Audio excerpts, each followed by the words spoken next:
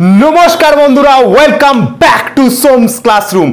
आजकेर भिडियोते आमरा जेटा निये स्टार्ट करते चलेछि सेटा हच्छे क्लास 12 एर तড়িৎ क्षेत्र अर्थात इलेक्ट्रिक फिल्ड चैप्टारटा। कथा ना बाड़िये आजके भिडियोर मेन जायगाय मेन टपिके चले आसबो एबं आमी तोमादेरके एई जे चैप्टारटा जेटा क्लास 12 एर अन्यतम एकटा इम्पोर्टेंट चैप्टार एबं तोमादेर नाकि अनेकेरই এই চ্যাপ্টারে অসুবিধা থাকে, তো এই অসুবিধাকে এরকম বাটনা বেটে রেখে দেবো আজকের ভিডিওতে। ঠিক আছে, কোনো কথা বাড়াবো না, কথা না বাড়িয়ে আজকের মেন ভিডিওতে মেন জায়গায় চলে আসি। দেখো আজকের ভিডিওটা স্টার্ট হবে যে জায়গা থেকে, সেটা হচ্ছে কুলম্বের সূত্র বা কুলম্বস ল। আমি তোমাদেরকে বলবো যারা আজকের ভিডিওটা দেখছো কুলম্বের সূত্র বা কুলম্বের লর ওপর, তাদের জন্য এই দেখো আই বাটনে একটা ভিডিওর একটা লিঙ্ক আসছে ক্লাস 10 এর চলতড়িতের ফার্স্ট পার্ট। ওই পার্টটা তোমরা দেখো, দেখে তোমরা বোঝো, বোঝার পরে এই ভিডিওটা দেখো, তাহলে তোমাদের কাছে এই ভিডিওটা দেখতে বা বুঝতে সুবিধা হবে। কারণ ওই ভিডিওতে আমি আধান কি এই বিষয়টা নিয়ে আলোচনা করেছি। তো তোমরা ক্লাস 10 এর চলতড়িতের যে পার্ট 1 যে জিনিসটা রয়েছে, চলতড়িতের পার্ট 1, এই পার্ট 1 ভিডিওটা টোটালটা দেখে নেবে। ঠিক আছে, এটা দেখে নেবে, দেখে নিলে তোমাদের এই ভিডিওটা বুঝতে খুব ইজি হবে। এটা আই বাটনের লিঙ্ক থাকবে এবং ভিডিওর ডেসক্রিপশন বক্সে এবং কমেন্টের ফার্স্ট যে মানে একদম ফার্স্ট কমেন্টে আমি পিন করে দেবো কমেন্টটা। ঠিক আছে, এবং ডেসক্রিপশন বক্সে দিয়ে দেবো। তো ওখান থেকে তোমরা চলতড়িতের পার্ট 1টা দেখে নেবে ক্লাস 10 এর। দেখে নিলে তোমাদের আধান সম্পর্কে একটা ভালো নলেজ তৈরি হবে। তো আজকের ভিডিওতে আমি আধান সম্পর্কে আর কোনো কথা বলবো না। আজকে আমরা যেটা স্টার্ট করবো, এই চ্যাপ্টারটা যেখানটা থেকে স্টার্ট হচ্ছে অর্থাৎ কুলম্বের সূত্র, সেখান থেকে আমরা স্টার্ট করব। তো চলো কথা না বাড়িয়ে আজকের এই চ্যাপ্টারটা কুলম্বের সূত্র থেকে আমরা চ্যাপ্টারটাকে স্টার্ট করছি। দেখো আমি বলছি আমার কাছে এই দুটো পেন, ঠিক আছে, এই দুটো পেনকে তোমরা কি ভাববে, এই দুটো পেনকে মনে মনে ভাবো যে এই দুটো পেন হচ্ছে দুটো চুম্বক। এই একটা পেন, এই একটা চুম্বক, এই পেন একটা চুম্বক। আমি কুলম্বের সূত্র বোঝাবো, তার জন্যই আমাদেরকে এই এক্সাম্পলটা নিতে হচ্ছে। আচ্ছা তোমরা একটা আমাকে কথা বলো তো, এই যে দুটো চুম্বক যদি এরকম কাছাকাছি থাকে এরা, তাহলে কি এরা নিজেদেরকে বেশি আকর্ষণ করবে, নাকি আমি যদি চুম্বকটাকে দূরে সরাই তাহলে এরা বেশি আকর্ষণ করবে? কোনটা তোমাদের মনে হয়? এরা যদি কাছাকাছি থাকে মানে এদের মধ্যে দূরত্ব কম থাকে, তাহলে এরা বেশি আকর্ষণ করবে, নাকি এদের মধ্যে দূরত্ব বাড়ানোর পর এরা বেশি আকর্ষণ করবে? একটা বাচ্চা ছেলেকে জিজ্ঞাসা করবে, একটা ক্লাস 3, 4, 5 এর বাচ্চাকে একটা ডাকবে, দেখে এই কোশ্চেনটা জিজ্ঞাসা করবে। দেখবে বাচ্চাটা বলবে যে দাদা এটার জন্য ক্লাস 12 এর ফিজিক্স পড়তে লাগে না ভাই। ঠিক আছে, কি পড়তে লাগে? একটা নিজের সাধারণ সেন্স জানতে থাকে, একটা নিজের সাধারণ সেন্স লাগে। তো আমি যদি দুটো চুম্বককে কাছাকাছি রাখি, ওদের মধ্যে দূরত্ব কম থাকে, সেই মোমেন্টে আকর্ষণ বলটা কি হয়? বেশি হয়। তাহলে দূরত্ব কম যখন থাকছে তখন আকর্ষণ বল বেশি হচ্ছে। দূরত্ব যখন বাড়িয়ে দিলাম তখন আকর্ষণ বল কি হয়ে গেল? কমে গেল। তাহলে আকর্ষণ বলটা দূরত্বের সাথে সমানুপাতিক সম্পর্ক দাঁড়ালো না ব্যস্তানুপাতিক সম্পর্ক দাঁড়ালো? তোমরা নিজেরা বলো। অবশ্যই এটা একটা ব্যস্তানুপাতিক সম্পর্ক দাঁড়ালো, কারণ যখন দূরত্ব কম ছিল তখন আকর্ষণ বল বেশি ছিল। দূরত্ব কম, আকর্ষণ বল বেশি। দূরত্ব বাড়ালাম, আকর্ষণ বল কমে গেল। তাহলে দূরত্ব বাড়লে আকর্ষণ বল কি হচ্ছে? কমে যাচ্ছে। আর দূরত্ব কম থাকলে আকর্ষণ বল কি হচ্ছে? বেড়ে যাচ্ছে। তার মানে দুটো চুম্বকের মধ্যে আকর্ষণ বলটা ডিপেন্ড করছে চুম্বকটা কতটা কাছাকাছি আছে। যদি কাছাকাছি থাকে তাহলে দূরত্ব কম, আকর্ষণ বল বেশি।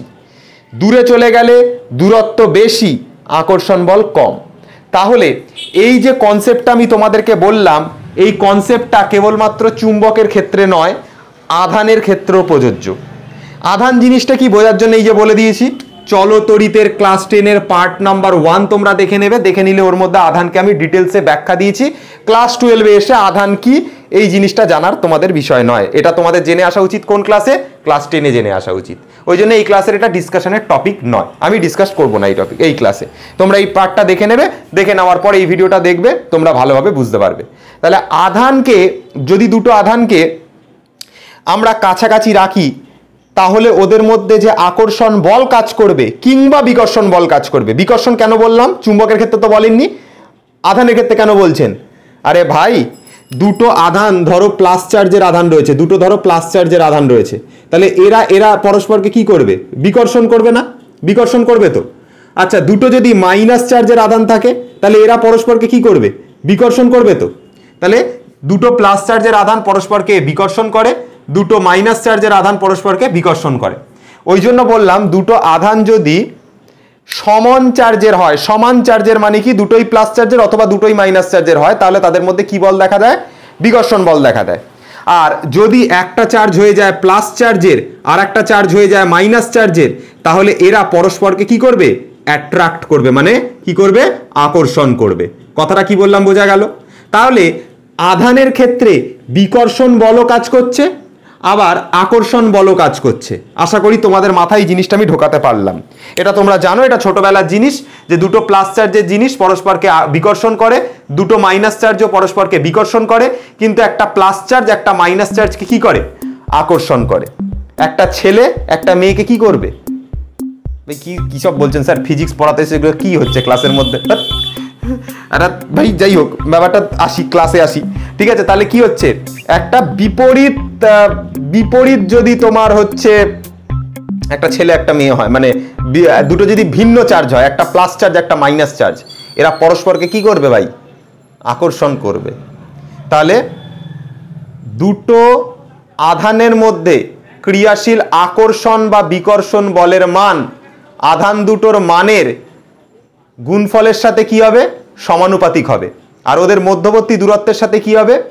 বর্গের ব্যস্তানুপাতিক হবে। ওদের মধ্যবর্তী দূরত্বের বর্গের ব্যস্তানুপাতিক হবে। আমি যে তোমাদেরকে বোঝালাম, যদি দুটোকে খুব কাছাকাছি রাখো তাহলে দূরত্ব কম, আকর্ষণ বল বেশি। দূরত্ব বাড়ালাম, আকর্ষণ বল কমে গেল। বোঝা গেল কথাটা কি বললাম? ঠিক সেম টু সেম লজিক হচ্ছে আধানের ক্ষেত্রে হলো যে আমি যদি দুটো আধানের মধ্যে দূরত্ব কম রাখি, আকর্ষণ বল বেশি থাকবে। দূরত্ব বাড়িয়ে দিলাম, আকর্ষণ বল কমে যাবে। এবার এই যে জিনিসটা, এটা কুলম্ব যখন পরীক্ষা করতে গেছিলেন তখন উনি দেখলেন এই আকর্ষণ বলটা বা বিকর্ষণ বলটা দূরত্বের বর্গের স্কোয়ারের সাথে ডিপেন্ড করে। মানেটা কি? মানে আমি ধরো দুটো আধানের মধ্যে দূরত্ব 3 মিটার বাড়ালাম, 3 মিটার দূরত্ব বাড়ালাম, তাহলে আকর্ষণ বা বিকর্ষণ বলটা ওটার স্কোয়ার মানে 9 গুণ কমে যাবে। আমি ধরো দুটো আধানের মধ্যে দূরত্ব 4 মিটার বাড়ালাম, তার মানে 4 স্কোয়ার মানে 16 গুণ আকর্ষণ বল বা বিকর্ষণ বল কমে যাবে। আমি ধরো দুটো আধানের মধ্যে দূরত্ব 5 মিটার বাড়ালাম, তাহলে 5 স্কোয়ার মানে 25 গুণ আকর্ষণ বল বা বিকর্ষণ বল কি হয়ে যাবে? কমে যাবে। তাহলে দূরত্ব যখনই আমরা কম রাখছি, আকর্ষণ বল বা বিকর্ষণ বলটা বেশি হচ্ছে। দূরত্ব যেই বাড়াচ্ছি, আকর্ষণ বল আর বিকর্ষণ বলটা কি হচ্ছে? কমে যাচ্ছে। ঠিক আছে, দূরত্ব বাড়ালে আকর্ষণ বল কমে যাচ্ছে। সেই জন্যই বলছে দুটো আধানের মধ্যে ক্রিয়াশীল আকর্ষণ বা বিকর্ষণ বলটা ওদের মধ্যবর্তী দূরত্বের বর্গের সাথে ব্যস্তানুপাতিক। কি বললাম বোঝা গেল? আচ্ছা, আর একটা জিনিস কি বলছে, এই যে দুটো আধান আমার কাছে রয়েছে, এই দুটো আধান যদি পাওয়ারফুল আধান হয়, এটার পাওয়ার এখন যা আরো পাওয়ারফুল আধান নিলাম, এইটার পাওয়ার যা আমি আরো পাওয়ারফুল আধান নিলাম, এই দুটো পাওয়ারফুল আধানকে কাছাকাছি রাখলে এদের মধ্যে আকর্ষণ বল আরো বেড়ে যাবে, কিংবা যদি বিকর্ষণ হয় তাহলে বিকর্ষণ বল আরো বেড়ে যাবে। তাহলে এদের মানের কি গুণফল তার সাথে কি হচ্ছে? সমানুপাতিক হচ্ছে। তোমরা নিজেরা বলো, আমি একটা চুম্বক রেখেছি, এই একটা চুম্বক রেখেছি, এই চুম্বকটা দুটো চুম্বক পরস্পরকে আকর্ষণ করছে। তো এবার দেখা গেল এই চুম্বকটা আর এই চুম্বকটা আরো বেশি পাওয়ারফুল হয়ে গেল, তাহলে আরো জোরে আকর্ষণ করবে, ঠিক কিনা? এটার পাওয়ার আরো বেড়ে গেছে, এটার পাওয়ার আরো বেড়ে গেছে, তাহলে আরো জোরে আকর্ষণ করবে। এটাই তো স্বাভাবিক বিষয়, এটাই তো স্বাভাবিক সেন্স। তাহলে আধান দুটো ঠিক ওই রকমই কাজ করে। ওদের মানের যত বৃদ্ধি হবে, মানে মানের গুণফলের সাথে আকর্ষণ বল বা বিকর্ষণ বলটা কি হচ্ছে? সমানুপাতিক হচ্ছে। যদি মান বেশি হয় তাহলে আকর্ষণ বল বেশি হবে, মান কম হয় আকর্ষণ বল বা বিকর্ষণ বল কম হবে। তাহলে দুটো বিন্দু আধানের মধ্যে ক্রিয়াশীল আকর্ষণ বল বা বিকর্ষণ বলের মান ওদের মানের গুণফলের সাথে সমানুপাতিক, আর দূরত্বের বর্গের সাথে ব্যস্তানুপাতিক। ক্লিয়ার হলো তোমাদের কাছে ব্যাপারটা? এই যেমন ধরো একটা হচ্ছে ছেলে রয়েছে এখানে, ঠিক আছে, আর এইখানে একটা রয়েছে তোমার হচ্ছে একটা কোনো মেয়ে রয়েছে। ভাই, আরে ভাইয়া, ম্যাডাম জি, ঠিক আছে, আর এই হচ্ছে তোমার কি এখানে একটা ছেলে রয়েছে। তাহলে আমি কি বুঝবো? যদি এরা যদি কাছাকাছি থাকে, এরা যদি খুব কাছাকাছি থাকে, তাহলে এদের মধ্যে যে আকর্ষণটা এটা বেশি হবে না কম হবে? তোমরা নিজেরা বলো। এরা যখন খুব কাছাকাছি থাকবে এদের মধ্যে আকর্ষণ বলটা কি হয়ে যাবে? বেড়ে যাবে। দূরত্ব কমে গেছে, আকর্ষণ বল বেড়ে গেছে। যদি এদেরকে একে দূরে পাঠিয়ে দিই, ওকে যদি দূরে পাঠিয়ে দিই, দূরত্ব যদি বাড়িয়ে দিই, তাহলে আকর্ষণ বল কি হয়ে যাবে? দূরত্ব বাড়িয়ে দিয়েছি মানে আকর্ষণ বল কমে যাবে। তাহলে দূরত্বের সাথে আকর্ষণ বল কি হচ্ছে? কি হচ্ছে? সমানুপাতিক হচ্ছে না ব্যস্তানুপাতিক হচ্ছে? ব্যস্তানুপাতিক হচ্ছে ভাই, ব্যস্তানুপাতিক হচ্ছে, স্বাভাবিক বিষয়। এবার ধরো এই মেয়েটা একটা বাচ্চা মেয়ে, এই ছেলেটা একটা বাচ্চা ছেলে, তাহলে এদের মধ্যে যে আকর্ষণ বলটা সেটা বেশি হবে না কম হবে?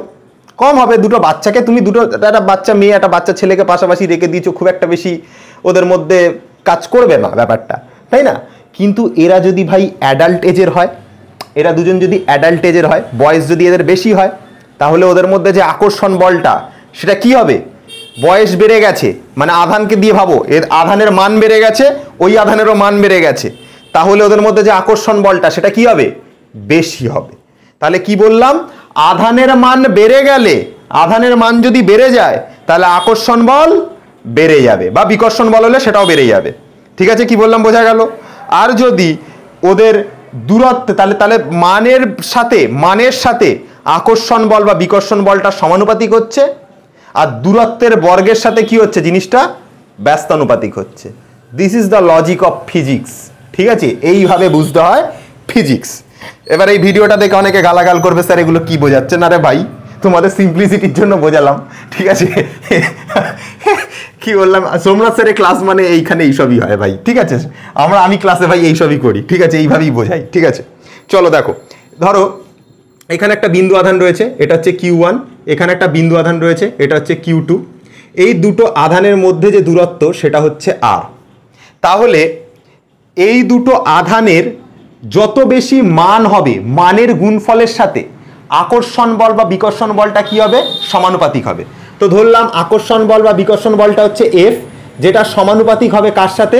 এই আধানটার যা মান Q1 আর এই আধানটার যা মান Q2, এদের দুজনার গুণফলের সাথে আকর্ষণ বা বিকর্ষণ বলটা সমানুপাতিক হবে। বোঝা গেল কি বললাম? এই আধানটার যা মান Q1, এই আধানটার যা মান Q2, এদের দুজনার মানের গুণফলের সাথে ফোর্সটা কি হচ্ছে? সমানুপাতিক হচ্ছে। যেমন বোঝালাম, এর বয়স যত বেড়ে যাবে, এদের বয়স যত বেড়ে যাবে, আকর্ষণটা আরো তত বেড়ে যাবে। বোঝা গেল কি বললাম? আর কি দূরত্ব যত বেশি থাকবে আকর্ষণ বল তত কি হবে? কম থাকবে। যত কাছাকাছি থাকবে আকর্ষণ বল বা বিকর্ষণ বলটা তত কি হবে? বেশি থাকবে। তাহলে ফোর্সটা বা আকর্ষণ বল বা বিকর্ষণ বলটা দূরত্বের বর্গের সাথে, দূরত্ব মানে এই যে দূরত্বটা, এদের মধ্যে দূরত্ব কত ধরেছি? আর এই আর এর বর্গের সাথে দেখো ব্যস্তানুপাতিক রয়েছে, উল্টো দিক করে রয়েছে। তাহলে আকর্ষণ বল বা বিকর্ষণ বলটা দূরত্বের বর্গের সাথে কি রয়েছে? ব্যস্তানুপাতিক উল্টো দিকে রয়েছে। তাহলে দুটো বিন্দু আধানের মধ্যে ক্রিয়াশীল আকর্ষণ বল বা বিকর্ষণ বলের মান আধান দুটোর মানের গুণফলের সাথে সমানুপাতিক, আর ওদের মধ্যবর্তী যে দূরত্ব আর তার বর্গের সাথে দেখো উল্টো দিক করে রয়েছে, তার সাথে কি হচ্ছে? ব্যস্তানুপাতিক হয়েছে। আশা করি আমি তোমার কাছে জিনিসটাকে ক্লিয়ার করতে পেরেছি, কেন এটা সমানুপাতিক হচ্ছে আর এই দূরত্বের সাথে কেন ব্যস্তানুপাতিক হয়েছে। আশা করি তোমাদেরকে যে চুম্বকের এক্সাম্পলটা, ছেলে আর মেয়ের যে এক্সাম্পলটা দিলাম, তাই দিয়ে আশা করি তোমার কাছে ক্লিয়ার করে দিয়েছি। এবার আমি ডেফিনেশনটা যেটা মানে সূত্রটা যেটা দেওয়া হয়েছিল সেইটা আমি একটুখানি লিখবো এখানে, এবং লেখার পর তোমাদেরকে আমি ডিটেলসে জিনিসটাকে বোঝাবো। কি বলেছি? দুটি স্থির বিন্দু আধানের মধ্যে ক্রিয়াশীল আকর্ষণ বা বিকর্ষণ বলের মান আধান দুটির মানের গুণফলের সাথে সমানুপাতিক। এই যে আধানটার মান Q1, এই যে আধানটার মান Q2, এদের যে মানের যে গুণফল, এই গুণফলের সাথে আকর্ষণ বল বা বিকর্ষণ বল যেটা F, এটা সমানুপাতিক হবে। এটা হচ্ছে 1 নাম্বার কথা ভাই, এটা হচ্ছে 1 নাম্বার কথা। আর 2 নাম্বার কথা কি বলছে? ওদের মধ্যবর্তী দূরত্বের বর্গের ব্যস্তানুপাতিক। এই আধানটার মধ্যবর্তী দূরত্ব কত? আর এই আর এর বর্গের সাথে আকর্ষণ বা বিকর্ষণ বলটা হচ্ছে ব্যস্তানুপাতিক। দেখো উল্টো দিক করে রয়েছে, তাহলে এফটা আর এর বর্গের সাথে কি রয়েছে? ব্যস্তানুপাতিক রয়েছে। তাহলে এটা হচ্ছে ইকুয়েশন নাম্বার কি হবে? এটা হবে ইকুয়েশন নাম্বার 2 হবে। আশা করি তোমাদের কাছে ক্লিয়ার করতে পেরেছি। এবার আমি তোমাদেরকে জানি যে তোমরা একটা ছোটবেলা থেকে একটা সূত্র শিখে এসছো, যেটা হচ্ছে যৌগিক ভেদের সূত্র। যৌগিক ভেদের সূত্রতে তোমরা কি জানো, এটা যদি ইকুয়েশন নাম্বার 1 হয়, এটা যদি ইকুয়েশন নাম্বার 2 হয়, আমি যদি দুটোকে আমি যদি কম্বাইন করি, এই সাইডটার এই সাইডটাকে যদি আমি কম্বাইন করি, তাহলে আমরা দুটো ইকুয়েশনকে একটা ইকুয়েশন বানিয়ে লিখতে পারি, যেটা দিয়ে আমি নিউমেরিক্যাল সলভ করতে পারবো। সেটা হচ্ছে এফ সমানুপাতিক Q1 ইন্টু হচ্ছে Q2 বাই হচ্ছে আর স্কোয়ার। কিভাবে করলাম দেখো, এর বাঁহাতে এফ আছে, এর বাঁহাতে এফ আছে, আমি বাঁহাতে এফই রাখলাম, এখানে সমানুপাতিক আছে, এখানেও সমানুপাতিক আছে, আমি সমানুপাতিকই রাখলাম। দেখো Q1 আর Q2টা ওপর দিকে রয়েছে, কিছু এর তলায় কিছু নেই, মানে এক আছে। Q1 Q2টা দেখো ওপর দিকে রয়েছে, এখানে দেখো Q1 Q2টা ওপর দিকে রয়েছে, আর স্কোয়ারটা দেখো তলায় রয়েছে, এই দেখো আর স্কোয়ারটা তলায় রয়েছে। তাহলে এই যে জিনিসটা আমি বানালাম এফ সমানুপাতিক Q1 Q2 by R square, এটা আমি কি করে বানালাম, আমি 1 নম্বর সমীকরণটা আর 2 নম্বর সমীকরণটাকে যৌগিক ভেদের উপপাদ্য প্রয়োগ করে আমি এটাকে বানালাম। এবার তোমরা জানো, আমরা যদি এই যৌগিক ভেদের উপপাদ্যের সমানুপাতিক চিহ্নটাকে তুলতে চাই, তাহলে এফ ইকুয়াল টু কি আসবে, সমানুপাতিক চিহ্ন উঠে যাবে। সমানুপাতিক চিহ্ন উঠে গেলে এখানে একটা ধ্রুবক আসে, যেটাকে লেখা হয় কে ড্যাশ দ্বারা। কে ড্যাশ এখানে লিখবে Q1 Q2 বাই লিখবে হচ্ছে আর স্কোয়ার। কেন কে ড্যাশ লেখালাম, কি কারণে লেখালাম, সব বলবো। আমি তোমাদেরকে বারবার বলছি, সমানুপাতিক চিহ্ন তুলে এখানে ইকুয়াল টু লিখবে, ইকুয়াল টু লেখার পর এখানে কে ড্যাশ লিখবে, যেরকম লিখেছি সেরকম লিখবে, নিজের কোনো পাকামো এক্সট্রা কোনো পাকামো নেই করনে वाला, হ্যাঁ নেই করনে वाला, নিজের कोई পাকামো, ভাই মেরা হিন্দি বহুত আচ্ছা হ্যাঁ, ঠিক আছে ছেড়ে দো, ছোড় দো। কি বললাম, সমানুপাতিক চিহ্ন তোলার পর এখানে ইকুয়াল টু আসবে, আর এখানে কি লিখবো, একটা কে ড্যাশ লিখবো। তোমরা জানো যদি সমানুপাতিক চিহ্ন তো উঠে যায়, তাহলে এখানে একটা ইকুয়াল টু আসে, তার পাশে একটা ধ্রুবক আসে, সেই ধ্রুবকটাকে আমরা কি দিয়ে লিখবো, কে ড্যাশ দ্বারা লিখবো। বোঝা গেল কি বললাম। এটা হচ্ছে জেনারেল ফর্মুলা। এটা কি ফর্মুলা, এটা হচ্ছে জেনারেল ফর্মুলা। জেনারেল ফর্মুলা মানে কি, মানে এটা হচ্ছে সাধারণ একটা ফর্মুলা, মানে এটা সাধারণ অবস্থাতে। এবার দেখো দুটো কেস বোঝাচ্ছি, ভালো করে শুনবে। একটা হবে হচ্ছে তোমার কি, একটা হবে হচ্ছে তোমার সিজিএস পদ্ধতিতে, আর একটা তোমার কি হবে এসআই পদ্ধতিতে। দেখো ভালো করে শুনবে জিনিসটা। যখন সিজিএস পদ্ধতিতে বলবো, তখন এফ ইজিক্যাল টু এই কে ড্যাশের জায়গাতে আমরা ইউজ করব 1/k Q1 into Q2 by হচ্ছে আর স্কোয়ার। এটা সিজিএস পদ্ধতির জন্য। কি বললাম, সিজিএস পদ্ধতিতে কে ড্যাশের জায়গাতে কত ইউজ করা হয়, 1/k ইউজ করা হয়। ঠিক আছে, বোঝা গেল কথাটা কি বলেছি। আচ্ছা, যখন আমরা এসআই পদ্ধতিতে করব, তখন এফ ইজিক্যাল টু আমরা লিখবো এই কে ড্যাশের জায়গাতে আমরা লিখবো 1/4 পাই এপসাইলন। এটাকে এপসাইলনের চিহ্ন বলা হয়, এই চিহ্নটা, এটাকে কি বলা হয়, এপসাইলন। এপসাইলন এটাকে বলা হয় এপসাইলন। তো কে ড্যাশের জায়গাতে, এই কে ড্যাশের জায়গাতে আমরা কি লিখবো, 1/4 পাই এপসাইলন, তারপর যেরকম Q1 Q2 by R square আছে সেটা দেখে দেখে লিখে দেবো, মানে Q1 ইন্টু Q2 বাই দিয়ে যেরকম আর স্কোয়ার আছে সেরকম আর স্কোয়ার লিখে দেবো। আশা করি তোমাদের কাছে ক্লিয়ার হয়েছে জিনিসটা। এবার একটা কথা বলে দিই, এই যে এপসাইলন রয়েছে, এই এপসাইলনটাকে বলা হয় মাধ্যমের তড়িৎ ভেদ্যতা। ঠিক আছে, মাধ্যমের তড়িৎ ভেদ্যতা। এপসাইলনটাকে কি বলা হয়, মাধ্যমের তড়িৎ ভেদ্যতা। আর এখানে যে কেটাকে দেখতে পাচ্ছ, কেটাকে বলা হয় হচ্ছে পরাবৈদ্যুতিক ধ্রুবক। ঠিক আছে, পরাবৈদ্যুতিক ধ্রুবক। ঠিক আছে, তাহলে তোমরা এখন আমাকে কোয়েশ্চেন করবে, স্যার এই যে পরাবৈদ্যুতিক ধ্রুবক আর তড়িৎ ভেদ্যতা, এই জিনিসটা আবার কি জিনিস, এই জিনিসটা কি, এই জিনিসটা কি জিনিস, এটা নিয়ে আমি পরে একটা ক্লাস দেব। সেই ক্লাসে আমি ডিটেলসে তোমাদেরকে বোঝাবো এই কেটা কি আর এপসাইলন জিনিসটা কি, এবং এটা তোমাদের টপিক রয়েছে অল্প করে, মানে আসবে না কোশ্চেন এখান থেকে কি এটা কি জিনিস তোমার না জানলেও চলবে, বাট তোমাকে আমি 1-2 লাইনের মানে একটা ছোট্ট ক্লাসের মধ্যে 5-10 মিনিট একটা আলাদাভাবে একটা ক্লাস দেবো, দিয়ে আমি তোমাকে ভালো করে বুঝিয়ে দেবো যে কে এর জিনিসটা কি আর এপসাইলন জিনিসটা কি। আপাতত জাস্ট খালি এটা মনে রেখে দাও, কেটা হচ্ছে পরাবৈদ্যুতিক ধ্রুবক আর এপসাইলনটাকে আমরা বলে থাকি মাধ্যমের তড়িৎ ভেদ্যতা। তোমরা, আমি এখানে মাধ্যমের কথা লিখিনি, তোমরা লিখে নেবে মাধ্যমের তড়িৎ ভেদ্যতা। আশা করি বোঝা গেল। এবার দেখো সিজিএস পদ্ধতিতে যখন আমি হিসাব করব, যখন আমি বায়ু মাধ্যমে কথা বলবো, যখন আমরা কোন মাধ্যমে কথা বলবো, যখন আমরা বায়ু মাধ্যমে কথা বলবো, তখন এই যে কেটা দেখতে পাচ্ছ, এই কেটাকে ধরা হয় হচ্ছে 1 ধরা হয়। কেটাকে কত ধরা হয় ভাই, কেটাকে ধরা হয় 1 ধরা হয়। তাহলে কেটাকে যদি তখন 1 ধরা হয়, তাহলে এফ ইজিক্যাল টু তখন এটা আসবে 1, আর এই কে এর জায়গাতে আসবে 1, মানে 1/1, মানে কাটাকুটি হয়ে ওই 1টাকে বাদ দিতে পারি। তাহলে তখন চলে আসবে শুধুমাত্র Q1 Q2 বাই চলে আসবে হচ্ছে আর স্কোয়ার, আর এখানে 1/1 চাইলে লিখতে পারো, না লিখলেও এই 1/1 লেখা যায়, না লেখাও তার, না লিখলেও অসুবিধা নেই। বোঝা গেল কথাটা কি বললাম। তাহলে বায়ু মাধ্যমে যখন আমি কথা বলবো, তখন এই কে এর জায়গাতে কত পুট করতে হবে, 1 পুট করতে হবে। এটা কার জন্য, এটা হচ্ছে যখন আমরা সিজিএস পদ্ধতিতে হিসাব করব তার জন্য। এবার যদি আমরা এসআই পদ্ধতিতে হিসাব করি, এসআই পদ্ধতিতে হিসাব করলে এটা বায়ু মাধ্যমে হিসাব করবে যখন, তাহলে বায়ু মাধ্যমে যখন তুমি হিসাব করবে তখন এপসাইলনের জায়গাতে এপসাইলন নট ইউজ করা হয়, মানে এপসাইলনের নিচে 0, এটাকে বলা হয় এপসাইলন নট। ঠিক আছে, এপসাইলনের জায়গাতে কি ইউজ করা হয়? এপসাইলন নট ইউজ করা হয়। তো এই যে এপসাইলন নট যখন ইউজ করবে তখন এটা দেখতে কিরম লাগবে? F = 1/4 pi epsilon naught into Q1 into Q2 by হচ্ছে কি? বাই হচ্ছে R²। আশা করি তোমরা বুঝতে পেরেছো। বায়ু মাধ্যমে এপসাইলনের জায়গাতে কি ইউজ করা হয়? এপসাইলনের জায়গাতে এপসাইলন নট ইউজ করা হয়। কেন স্যার ইউজ করা হয়? এটা কোশ্চেন আমাকে অনেক ছেলে মেয়ে করবে। কেন করা হয়?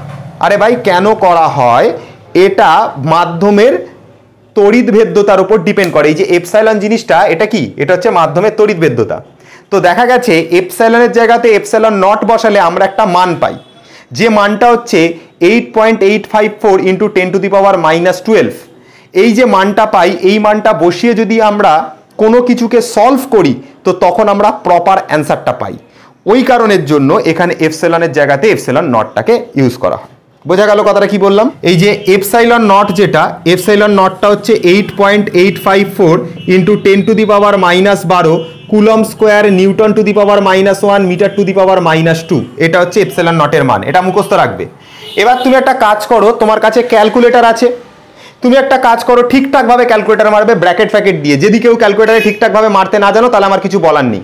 এই এপসাইলন নটের জায়গাতে তোমার যে এই যে মানটা আমি লিখেছি 8.854 ইন্টু 10⁻⁻12, এটা এইখানে পুট করো, তার সাথে 4 পাইকে গুণ করো, আর সেই গোটা নাম্বারটাকে 1/4 পাই, মানে ক্যালকুলেটারের মধ্যে কিভাবে লিখবে? 1 লিখে ভাগ চিহ্ন দিয়ে ব্র্যাকেটের ভেতর 4 এর জায়গায় 4 পাই আছে, ক্যালকুলেটারে মেরে দেবে, আর এপসাইলন নটের জায়গাতে 8.854 ইন্টু 10⁻⁻12 পুট করবে, করে সলভ করবে। করে তুমি দেখতে পাবে এই যে গোটা 1/4 পাই এপসাইলন নট, এটার মান আসবে F = 9 ইন্টু 10⁻9, আর এখানে Q1 Q2 বাই R² যেরকম আছে সেরকম থাকবে। এই যে মানটা আছে সেটা তুমি এরকম পেয়ে যাবে। তাহলে কি পাবে? 1/4 পাই এপসাইলন নটের জায়গাতে পাবে 9 into 10⁻9, R Q1 Q2 by R² যেরকম আছে সেরকম তোমরা পেয়ে যাবে। তাহলে এটা হচ্ছে এফ এর মান দাঁড়াবে। এটা কোন পদ্ধতিতে? এসআই পদ্ধতিতে। কোন মাধ্যমে? বায়ু মাধ্যমে। আশা করি তোমাদের কাছে বুঝতে পারা গেছে। আর যখন সিজিএস পদ্ধতিতে হিসাব করব তখন কে ড্যাশের জায়গাতে 1/k ইউজ করব আর Q1 Q2 by R² use করব। কিন্তু যদি কথা হয় বায়ু মাধ্যমে তখন কে এর জায়গাতে 1 পুট করা হবে, আর তখন কি হবে? Q1 Q2 by R²। এবার স্যার কেন করা হচ্ছে? ভাই এগুলো এক্সপেরিমেন্টাল ডেটা, এক্সপেরিমেন্টাল ভ্যালু, তাই জন্য এখানে এটা পুট করা হচ্ছে। কি বললাম বোঝা গেল? তো এইগুলো তোমরা নিজেরা আশা করি খাতার মধ্যে লিখে নিয়েছো। এখনো অবধি যা যা পড়ানো হয়েছে এইটুকু তোমরা খাতার মধ্যে লিখে নাও। স্ক্রিনশট মেরে লাভ নেই, আমি জানি এক্ষুনি সবাই স্ক্রিনশট মারা শুরু করে দিয়েছে। আরে ভাই স্ক্রিনশট মেরে কি করবো, তো ফোনেই পড়ে থাকবে, ওই স্ক্রিনশটটা দেখবে আর দিন কেটে যাবে। ওইসব করে লাভ নেই ভাই, স্ক্রিনশট মেরো না, খাতার মধ্যে লেখো, যা যা লেখালাম খাতার মধ্যে লেখো। এই যে এপসাইলন নটের মানটা কি? এপসাইলন নটের মান 8.854 into 10⁻12 coulomb square newton to the power -1 metre to the power -2। Epsilon নটটা কখন পুট করতে হয়? যখন এটা বায়ু মাধ্যমে থাকে তখন এপসাইলনের জায়গাতে এপসাইলন নট পুট করতে হয়, এবং পুট করলে এখানে আসবে 1/4 পাই এপসাইলন নট। এই এপসাইলন নটের মান কোনটা? এই যে 8.854 ইন্টু 10⁻12, যেই এখানে পুট করবে আর গোটা নাম্বারটাকে 1/4 পাই 8 ইন্টু 8.54 ইন্টু 10⁻12 দিয়ে যখনই ভাগ করবে তুমি গোটা মানটা পাবে 9 ইন্টু 10⁹। এই মানটাই পাবে। তাহলে এফ এর মান দাঁড়াবে 9 into 10⁹ into Q1 Q2 by R²। এটা কোন মাধ্যমে? এসআই পদ্ধতির বায়ু মাধ্যমে। এসআই পদ্ধতির বায়ু মাধ্যমে 9 into 10⁹ Q1 Q2 by R²। CGS পদ্ধতির বায়ু মাধ্যমে কত আসবে? F = Q1 Q2 by R², আর শুধু কত আসবে? 1/k Q1 Q2 by R²। SI পদ্ধতিতে normal 1/4 pi epsilon Q1 Q2 by R²। যা যা লেখানো হয়েছে এতটা অবধি তোমরা আশা করি বুঝতে পেরেছো, খাতার মধ্যে নোট ডাউন করো। এবার এইখানের পর আমরা তোমাদেরকে যে জিনিসটা বলবো, আমি দেখো কুলম্বের সূত্র লেখার সময় কয়েকটা পয়েন্ট এখানে লিখেছি, যেটা তলায় তোমরা এখনই আন্ডারলাইন করবে। সেটা হচ্ছে স্থির কথাটার তলায় আন্ডারলাইন করবে, বিন্দু আধান কথাটার তলায় আন্ডারলাইন করবে। ঠিক আছে, এই দুটো কথার নিচে আন্ডারলাইন করো, একটা হচ্ছে স্থির কথাটার নিচে আন্ডারলাইন করো, আর একটা হচ্ছে বিন্দু আধানের নিচে আন্ডারলাইন করো। এইখান থেকে কেন আন্ডারলাইন করালাম, এখানে কেন আমি আন্ডারলাইন করালাম, দেখো তোমার কাছে পরীক্ষায় প্রশ্ন আসবে যে কুলম্বের সূত্রটা কখন প্রযোজ্য। দেখো কুলম্বের সূত্র প্রযোজ্য হওয়ার জন্য টোটাল 3টে শর্ত আছে। 1 নাম্বার কথা, কুলম্বের সূত্র তখন প্রযোজ্য হবে যখন আধান দুটো বিন্দু আধান হবে। এবার কোশ্চেনটা হচ্ছে স্যার বিন্দু আধান জিনিসটা কি? বিন্দু আধান মানে এই আধান দুটোর মধ্যে যে দূরত্ব, এই দূরত্বটা এই আধানগুলোর ব্যাসার্ধের তুলনায় অনেক বড় হবে। কোনটা বড় হবে? এই 8টা বড় হবে। 8টা মানে এদের মধ্যে যে দূরত্বটা, এই দূরত্বটা অনেক বড় হবে। কার তুলনায়? আধান দুটোর ব্যাসার্ধের তুলনায়। বোঝা গেল কথাটা কি বললাম? মানে মনে করো, ধরো আধান দুটোর ব্যাসার্ধ হচ্ছে 1 সেন্টিমিটার আর দূরত্ব হলো 100 সেন্টিমিটার। তাহলে দেখো আমি যদি কম্প্যারিজন করি, 100 সেন্টিমিটার হচ্ছে দূরত্ব আর আধানটার মধ্যে মানে আধানের যে ব্যাসার্ধ, আধানটার যে ব্যাসার্ধ, ঠিক আছে, আধানের যে ব্যাসার্ধ যেটা, সেটা কত? ব্যাসার্ধটা হচ্ছে 1 সেন্টিমিটার। তার মানে যখন তুমি 100 সেন্টিমিটার দূরত্বে দাঁড়িয়ে থাকবে, তুমি যখন 100 সেন্টিমিটার দূরত্বে দাঁড়িয়ে থাকবে, তখন ওই 100 সেন্টিমিটার দূরত্বে থাকা একটা 1 সেন্টিমিটার ব্যাসার্ধের কোনো জিনিসকে তোমার কাছে নিশ্চয়ই একটা বিন্দুর মতন দেখতে লাগবে। নিশ্চয়ই একটা কিসের মতো দেখতে লাগবে? একটা বিন্দুর মতন দেখতে লাগবে। তুমি যখন 100 সেন্টিমিটার দূরত্বে দাঁড়িয়ে থাকবে বা 1000 সেন্টিমিটার দূরত্বে দাঁড়িয়ে থাকবে, তখন ওই 1 সেন্টিমিটার মানে সাইজের কোন একটা ব্যাসার্ধের কোন একটা জিনিসকে তোমার চোখে কার মতো লাগবে? একটা বিন্দুর মতো লাগবে। তুমি যখন এখান থেকে যে সূর্যকে দেখো, ধরো তুমি পৃথিবী থেকে তুমি যখন সূর্য বাদ দাও, তুমি যখন চাঁদকে দেখো রাত্রিবেলা, চাঁদকে কইটুকু দেখো তোমরা? এইটুকু দেখো, এইটুকু দেখো। একটা রুটির সাইজের দেখো, একটা রুটির সাইজের দেখো। বাস্তবে কি চাঁদ ওই রুটির সাইজের? তাই কি? নিশ্চয়ই না। তাহলে তুমি যখন এখান থেকে তুমি চাঁদকে দেখছো, অতটা দূরত্বে দেখছো বলে চাঁদটাকে দেখতে কার মতো লাগছে? রুটির মতো লাগছে। তার মানে দূরত্ব অত্যাধিক বেশি হওয়ার কারণে, চাঁদ থেকে পৃথিবীর দূরত্ব অত্যাধিক বেশি হওয়ার কারণে চাঁদকে অনেক অনেক অনেক ছোট লাগছে। বাস্তবে চাঁদ কিন্তু ওইটুকু সাইজের কখনোই না। এটুকু তোমরা সবার সেন্স আছে এইটুকু। তাহলে ঠিক সেম টু সেম লজিক এইখানে লাগাও, যে এই দুটো আধানের মধ্যে যে দূরত্বটা হবে, এই আধান দুটোর মধ্যে যে দূরত্বটা হবে, সেই দূরত্বটা অনেক বেশি হবে। কিসের তুলনায়? আধান দুটোর ব্যাসার্ধের তুলনায়। বোঝা গেল কি বললাম? তাহলে আধান দুটোর কি বলছি ভালো করে এই সাইডে একটুখানি লিখে দিচ্ছি, দেখে নাও ভালো করে। ব্যাসার্ধের থেকে আধান দুটোর ব্যাসার্ধের থেকে এদের যে দূরত্বটা অনেক বেশি কি হবে? বড় হবে। দেখো দূরত্বটা অনেক অনেক বড় হবে। ডবল গ্রেটার দ্যান দেওয়া আছে কার থেকে? ব্যাসার্ধের তুলনায়, আধান দুটোর ব্যাসার্ধের তুলনায়। আশা করি বোঝা গেল। তখন কি হবে? আধান দুটোকে কিসের মতো দেখতে লাগবে? দুটো বিন্দু আধান হয়ে যাবে। আধান দুটো কি হয়ে যাবে? দুটো বিন্দু আধান হয়ে যাবে। তাহলে আধান দুটো যদি বিন্দু আধান হয় তখন কুলম্বের সূত্র প্রযোজ্য। আধান দুটো যদি স্থির অবস্থায় থাকে, স্থির অবস্থায় না থাকলে থিওরি অফ রিলেটিভিটি মানবে না। তাহলে যদি আধান দুটি স্থির অবস্থায় থাকে তাহলে কি হবে? আধান দুটোর মধ্যে আমরা কি করতে পারবো? কুলম্বের সূত্র অ্যাপ্লাই করতে পারবো। তাহলে কুলম্বের সূত্র অ্যাপ্লাই করবার জন্য দুটো শর্ত বললাম। আধান দুটোকে স্থির হতে হবে, আধান দুটোকে কি হতে হবে? বিন্দু আধান হতে হবে। এটা কুলম্বের ল অনুযায়ী এসছে। কুলম্ব যখন পরীক্ষা করেছিলেন বা টেস্ট যখন করেছিলেন, দুটো স্থির বিন্দু আধানের মধ্যেই করেছিলেন। ঠিক আছে? তো সেই কারণের জন্য এই লটা তখনই অ্যাপ্লিকেবল যখন আধান দুটোর মধ্যে যে মানে দূরত্ব সেটা যদি খুব বেশি হয়, অর্থাৎ আধান দুটো যদি বিন্দু আধান হয় আর আধান দুটো যদি স্থির থাকে। তাহলে এই হলো দুটো কথা। 3 নাম্বার কথা কি? 3 নাম্বার কথা হচ্ছে আধান দুটোর মধ্যবর্তী যে দূরত্ব সেটা যেন মিনিমাম 10⁻⁻15 মিটারের থেকে বেশি। আধান দুটোর মধ্যবর্তী যে দূরত্ব সেটা যেন নিউক্লিয় দূরত্বের থেকে বেশি হয়। তাহলে কি বললাম? আধান দুটোর মধ্যে যে দূরত্ব সেটা যেন 10⁻⁻15 মিটারের থেকে বেশি হয়। তাহলে এইটা যদি হয় 10⁻⁻15 মিটারের থেকে যদি বেশি হয়, তাহলে আমরা কি করতে পারবো? তাহলে আমরা আধান দুটোর মধ্যে কুলম্বের সূত্র ইউজ করতে পারবো। বোঝা গেল কথাটা কি বললাম? তাহলে 3টে কন্ডিশন বলেছি, এটা খাতার মধ্যে নোট ডাউন করো, আমি বোর্ডের মধ্যে লেখাচ্ছি না।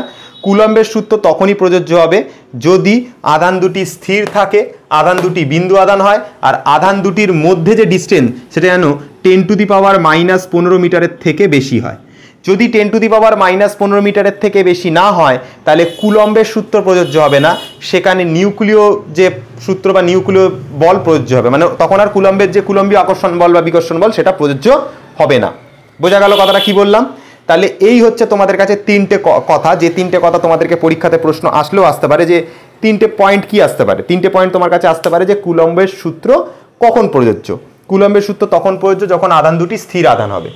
কুলম্বের সূত্র তখন প্রযোজ্য যদি আধান দুটি বিন্দু আধান হয়। কুলম্বের সূত্র তখন প্রযোজ্য যদি আধান দুটির মধ্যবর্তী দূরত্ব 10⁻⁻15 মিটারের থেকে বেশি হয়। কম হলে অ্যাপ্লিকেবল হবে না কুলম্বের সূত্র। এই 3টে পয়েন্ট খাতার মধ্যে লেখো। এখন অবধি কুলম্বের সূত্র লিখিয়েছি, লেখো। ইকুয়েশন বানিয়েছি, লেখো। সিজিএস পদ্ধতিতে ইকুয়েশন, এসআই পদ্ধতিতে ইকুয়েশন বানিয়েছি, লেখো। বায়ু মাধ্যমে ইকুয়েশন বানিয়েছি, লেখো। এখানে যেটা বানিয়েছি লেখো। এপসিলনকে আমরা বলে থাকি তড়িৎ ভেদ্যতা মাধ্যমে, সেটাও লেখো। কেটাকে পরাবৈদ্যুতিক ধ্রুবক বলে, সেটাও লেখো। এপসিলন নটকে, এটা এপসিলন নটটা মুছে গেছে, এপসিলন নট মানে হচ্ছে তোমার এই মানটা হয়, সেটা লেখো। আর গোটা 1/4 পাই এপসিলন নটের মান যে 9 × 10⁹ হয়, সেটাও লেখো। তাহলে এই হচ্ছে টোটাল জিনিস যেটা তোমাদেরকে এখন লিখতে হবে, খাতার মধ্যে লিখে বাড়িতে ভালো করে এবার পড়তে হবে। আশা করি তোমাদের এই যে যতটুকু আমি পড়ালাম এতটুকুর মধ্যে জিনিসটা বোঝা গেছে। এবার আমি তোমাদেরকে যে জিনিসটা নিয়ে কথা বলবো সেই জিনিসটা হচ্ছে কুলম্বের সূত্রের সাথে আমরা যে মহাকর্ষ সূত্র পাই তার সাথে কি কিছু মিল আছে, দেখে নেওয়া যাক কিছু মিল আছে না নেই। এটা দেখাবো যে মহাকর্ষ বল এবং তার সঙ্গে কুলম্বীয় আকর্ষণ বল বা কুলম্বীয় আকর্ষণ বলের অপর নাম হচ্ছে স্থির তড়িৎ আকর্ষণ বল, এই দুটো বলের মধ্যে কি কি সাদৃশ্য বা কি কি মিল আছে সেটা আমরা দেখব। দেখো আমি লিখেছি এখানে মহাকর্ষ বল আর লিখেছি স্থির তড়িৎ আকর্ষণ বল, বা এটাকে অপর কি নাম দিয়েছি, বা নাম দিয়েছি কুলম্বীয় আকর্ষণ বল। দেখে নাও, স্থির তড়িৎ আকর্ষণ বল বা হচ্ছে কুলম্বীয় আকর্ষণ বল, এই দুটো বলের মধ্যে কি কি সাদৃশ্য আছে, মানে এই দুটো বলের মধ্যে কি কি মিল আছে সেটা আমরা দেখব। দেখো কুলম্বীয় বলের যে ইকুয়েশন সেটা হচ্ছে এইটা, F = K' Q1 Q2/r²। F = K'(Q1 Q2/r²). এটা কার মানে কি আকর্ষণ বল, এটা হচ্ছে কুলম্বীয় আকর্ষণ বলের ইকুয়েশন। আর মহাকর্ষ বলের ইকুয়েশন এইটা ছিল, F = G × M হচ্ছে r² ছিল। ঠিক আছে, দেখো একটা জিনিস ভালো করে লক্ষ্য করবে, যেটা মহাকর্ষীয় আকর্ষণ বল তার দেখো F যেটা, সেটা দেখো F, যেটা দেখো এখানে G সেটা দেখো এখানে K', যেটা দেখো এখানে M সেটা এখানে Q1, যেটা এখানে M সেটা এখানে হচ্ছে Q2, আর যেটা এখানে r² মানে দূরত্ব সেটা হচ্ছে এখানে r² মানে দূরত্ব। এবার এই যে মহাকর্ষ বলের এই যে ইকুয়েশনটা আমি তোমাদেরকে লিখলাম, এটা হচ্ছে আমার দেখবে আমারই চ্যানেলে একটা ভিডিও আছে, ক্লাস 11-এ তোমরা মহাকর্ষ চ্যাপ্টার আশা করি তোমরা পড়েছো, যদি পড়ে না থাকো তাহলে আমাদের মহাকর্ষের একটা ভিডিও আছে, ফার্স্ট পার্টটা তোমরা একটু দেখে নেবে, দেখে নিলেই মহাকর্ষ বল সম্পর্কে তোমাদের আইডিয়া ক্লিয়ার হয়ে যাবে। আমি তবু একটুখানি ছোট্ট করে এখানে বুঝিয়ে দিচ্ছি। মনে করো এখানে একটা বস্তু রয়েছে আর এখানে আর একটা বস্তু রয়েছে, এই দুটোর বস্তুর এইটা হচ্ছে কেন্দ্র, এইটা হচ্ছে কেন্দ্র। তাহলে বলছে যে এই দুটি বস্তুর মধ্যে ক্রিয়াশীল আকর্ষণ বল, এখানে কিন্তু কোনো বিকর্ষণ বল হয় না মহাকর্ষের ক্ষেত্রে।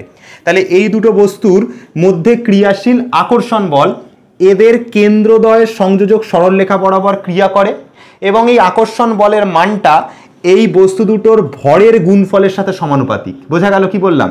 মানে আকর্ষণ বল যেটা এফটা হবে এই বস্তুটার ভর মনে করো M, এটার মনে করো m, তাহলে এই যে আকর্ষণ বলটা সেটা হবে M, মানে এই বস্তুটার যা ভর M আর এই বস্তুটার যা ভর m, এদের গুণফলের সাথে সমানুপাতিক, পাক্কা কুলম্বের বলের মতো। ওই যে মনে আছে যে আধান দুটোর মানের গুণফলের সাথে সমানুপাতিক ছিল, Q1 আর Q2 গুণফলের সাথে সমানুপাতিক ছিল, পুরো সেম টু সেম।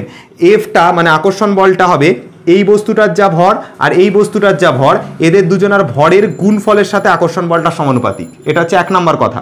আর 2 নম্বর কথা বলছে এদের সেন্টার মানে কেন্দ্রদ্বয়ের মধ্যে যে দূরত্ব, মনে করো দূরত্ব হচ্ছে r, এই দূরত্বের সাথে আকর্ষণ বলটা কি হচ্ছে বর্গের ব্যস্তানুপাতিক, r² সাথে ব্যস্তানুপাতিক হবে। এটা হচ্ছে ইকুয়েশন নাম্বার 2। ঠিক আছে, এটা ইকুয়েশন নাম্বার 2 আর এটা ইকুয়েশন নাম্বার 1। বোঝা গেল কি বললাম? এবার এই দুটো ইকুয়েশনকে কম্বাইন করলে দেখো F আর F বাঁ হাতে থাকবে, এই যে F, এখানে সমানুপাতিক চিহ্নটা তুললে এখানে একটা ইকুয়াল টুর পরে জি মানে একটা ধ্রুবক আসবে যেটাকে গ্র্যাভিটেশনাল কনস্ট্যান্ট বলে। আর এমটা এই যে এখানে লেখা আছে M, আর নিচে দেখো r² আছে, দেখো নিচে দেখো r²কে লেখা হয়েছে। আশা করি তোমাদের কাছে বুঝতে পারা গেছে জিনিসটা। তাহলে মহাকর্ষ বল যখন আমরা পড়েছিলাম তখন আমরা দেখেছিলাম এই যে ইকুয়েশনটা তৈরি হয় যে F = G M, হচ্ছে r² তৈরি হয়, পড়েছিলাম তো জিনিসটা। তাহলে এই যে যেটা পড়েছিলাম সেটাই ছিল হচ্ছে কি বল ছিল, আকর্ষণ বল ছিল, মহাকর্ষীয় বল ছিল। তাহলে এই মহাকর্ষ বলের সাথে দেখো এই যে মানে ইকুয়েশনটার দেখো হুবহু মিল রয়েছে, এটাও যা এটাও তা। দেখো এখানেও F রয়েছে, এখানেও F রয়েছে, এখানে G রয়েছে, এখানে K' রয়েছে, এখানে M, এখানে Q1 Q2, এখানে r², এখানে r², পুরোপুরি মিল দেখতে পাচ্ছ এটার সাথে এটার। ঠিক আছে, তাহলে এবার এই দুটো জিনিসের মধ্যে কি কি মিল রয়েছে আগে জানা যাক, আর কি কি অমিল রয়েছে সেটাও আমি এর পরেই বলবো। যে প্রথম যে মিলটা সেটা হচ্ছে এই দুটো বলই শূন্য মাধ্যমে ক্রিয়া করে। মানে আমরা যে মহাকর্ষ বল পড়েছি সেটাও তো শূন্য মাধ্যমে ক্রিয়া করতো, আমরা আগেও জেনেছি ক্লাস 11-এ। অনেকে বলবে স্যার কেন শূন্য মাধ্যমে, আরে ভাই এগুলো জানবার জন্য ক্লাস 11-এ পড়ে আসতে হয়। যদি না পড়ে আসো আমাদের মহাকর্ষের ফার্স্ট পার্ট আছে ইউটিউবে, আমাদের চ্যানেলেই আছে, দেখে নিও।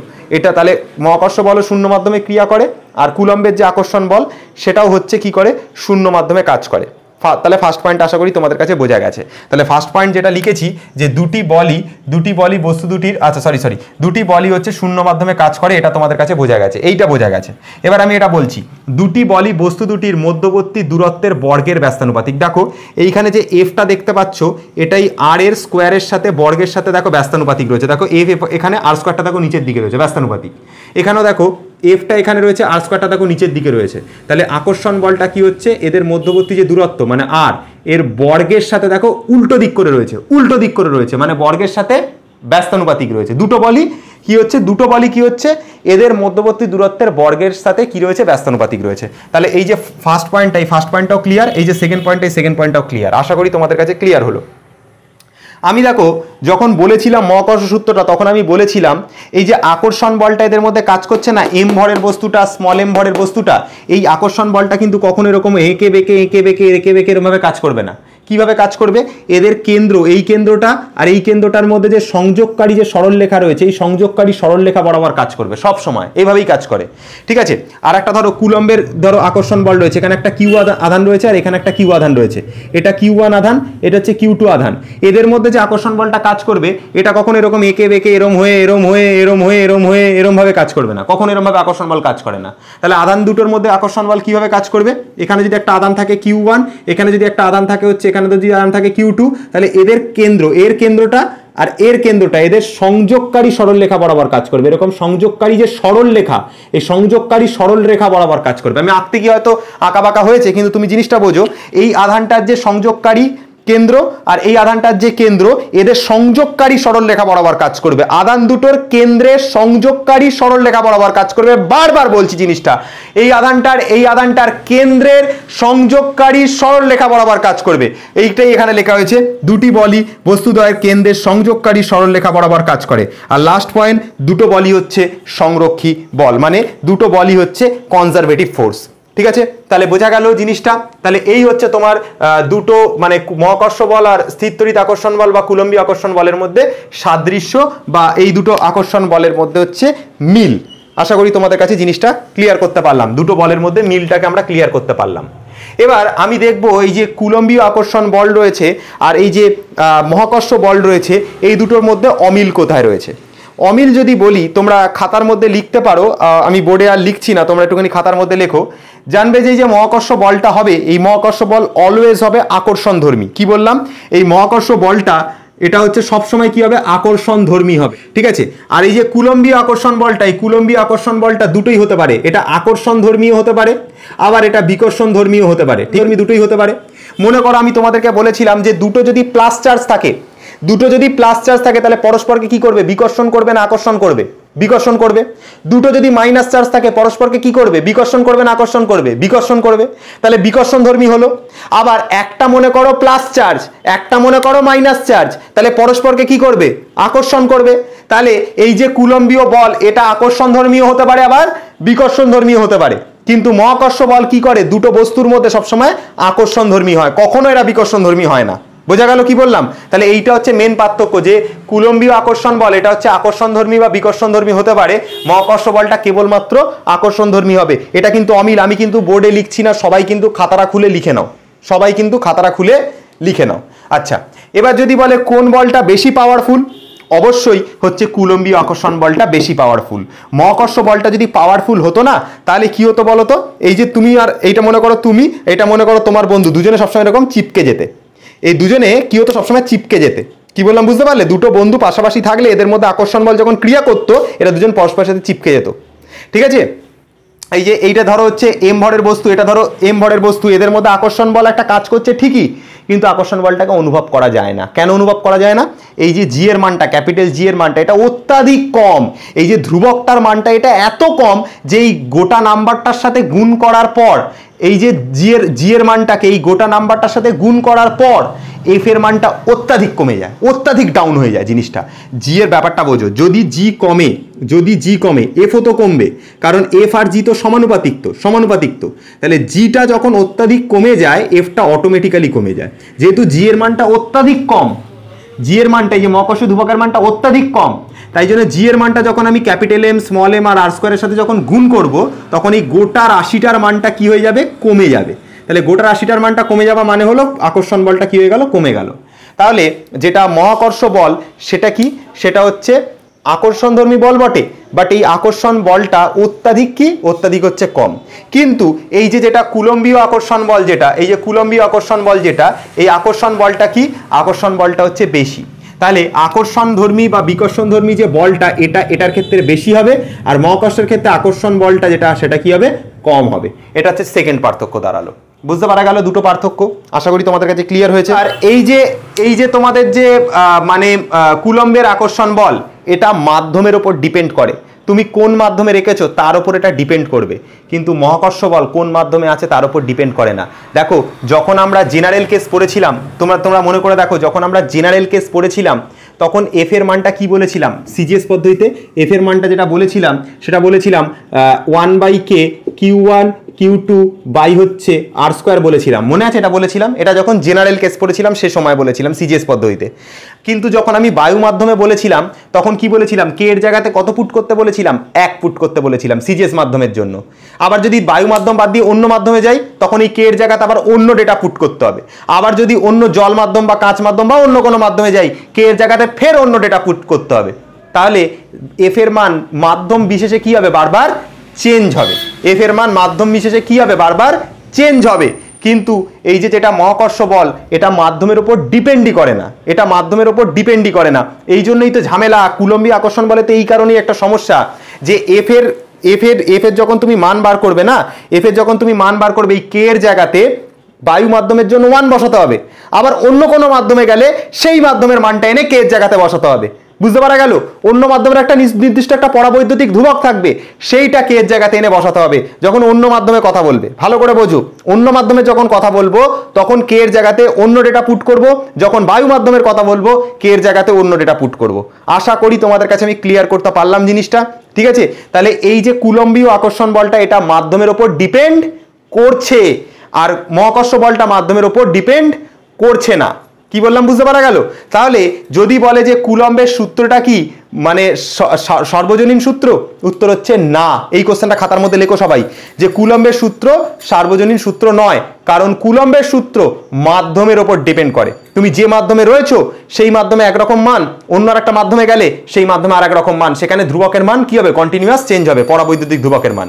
অর্থাৎ মাধ্যমের ওপর কুলম্বের সূত্র ডিপেন্ড করছে, একটা মাধ্যমে একরকম, আর একটা মাধ্যমে আর এক রকম, আর একটা মাধ্যমে আর এক রকম। তাই জন্য কুলম্বের সূত্রটা সার্বজনীন সূত্র নয়। খাতার মধ্যে কিন্তু লিখে রাখো, পরে বলবে না যে সোমনাথ স্যার এটা পড়ায়নি, ঠিক আছে?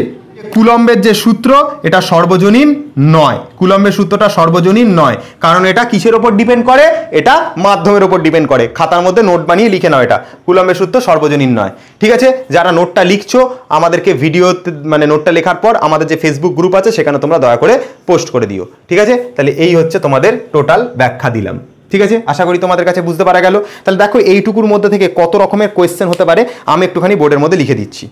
দেখো কুলম্বের সূত্রের ওপর এই 5টা কোশ্চেন আমি এখনো অবধি কিন্তু পড়িয়ে দিয়েছি, ঠিক আছে? এই 5টা কোশ্চেন তোমাদেরকে আমি পড়িয়ে দিয়েছি, যদি ভালো করে দেখে থাকো। 1 নাম্বার পড়িয়ে দিয়েছি কুলম্বের সূত্র কি সেটা পড়িয়ে দিয়েছি, সিজিএস পদ্ধতি এসআই পদ্ধতিতে কি সমীকরণ হবে সেটা বলে দিয়েছি, বায়ু মাধ্যমে কি সমীকরণ হবে সেটাও আমি তোমাদেরকে বলে দিয়েছি। তোমাদেরকে আমি বলেছিলাম মাধ্যমের যে তড়িৎভেদ্যতা এপসিলন নট, এটা বায়ু মাধ্যমে এটার মান কত সেটা আমি তোমাদেরকে জানতে বলেছিলাম। আর বায়ু মাধ্যমে পরাবৈদ্যুতিক ধ্রুবক যেটা কোনটাকে বলা হয়, যেটা কেটাকে বলা হয়, এটার মান কত সেটা আমি তোমাদেরকে বলেছিলাম মনে রাখতে। আর তার সাথে কি বলেছিলাম, কুলম্বীয় বল আর মহাকর্ষীয় বলের মধ্যে কি কি সাদৃশ্য বৈসাদৃশ্য আছে সেটাও তোমাকে আমি মনে রাখতে বলেছিলাম। কুলম্বীয় বল আর মহাকর্ষ বলের মধ্যে কি কি সাদৃশ্য আছে সেটা একটা নোটে বলেছিলাম। বৈসাদৃশ্য কি কি আছে সেটাও আমি তোমাকে বলেছিলাম। আর বলেছিলাম কুলম্বীয় সূত্র কি সর্বজনীন, এই যে কোশ্চেনটা, এই কোশ্চেনটাও কিন্তু খুব ইম্পর্টেন্ট কোশ্চেন, এই কোশ্চেনটা আমি তোমাদেরকে বলেছিলাম। আর একটা কোশ্চেন আমি এখানে লিখিনি, কুলম্বের সূত্র কখন প্রযোজ্য, এই একটা কোশ্চেন ছিল যেটা কুলম্বের সূত্র কখন প্রযোজ্য, এই কোশ্চেনটাও আমি তোমাদেরকে পড়িয়েছি। টোটালি 6 রকমের কোশ্চেন মোটামুটি আমরা আশা করি খাতার মধ্যে তোমরা লিখেছো। যদি না লিখে থাকো এই কোশ্চেনগুলো লিখে নিও, ভিডিও দেখে দেখে শুনে শুনে লিখে নিও এবং নোটটা বানিয়ে আমাদের ফেসবুক গ্রুপে এটাকে পোস্ট করে দিও। তো এই হচ্ছে মোটামুটি টপিক।